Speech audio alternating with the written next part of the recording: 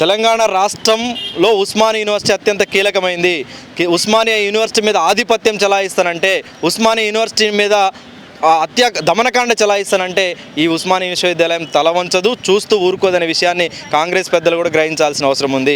మీరు చెప్పండి, విద్యాశాఖ మంత్రిగా ఉన్నారు, చీఫ్ సెక్రటరీ ద్వారా ఆదేశం చేశారా, లేకపోతే మీకున్న అనునాయకుల ద్వారా చెప్పారా, లేదా ముఖ్యమంత్రి హోదాలో మీరు ధృవీకరించారా? క్లారిటీ ఇవ్వాల్సిన అవసరం ఉంది.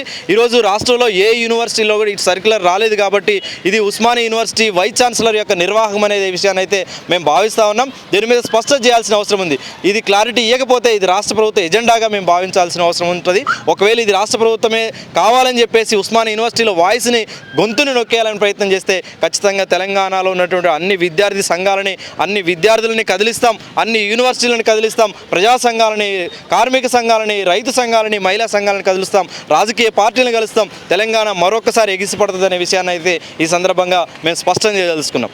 ఒక్కటే, వీసీ గారు, మీరు కార్పొరేట్ కంపెనీ సీఈఓగా ఉండదలుచుకుంటే, విద్యార్థుల సమస్యలు వినడానికి ఇష్టం లేకపోతే ఆ కుర్చీని ఖాళీ చేసి వెళ్ళిపో.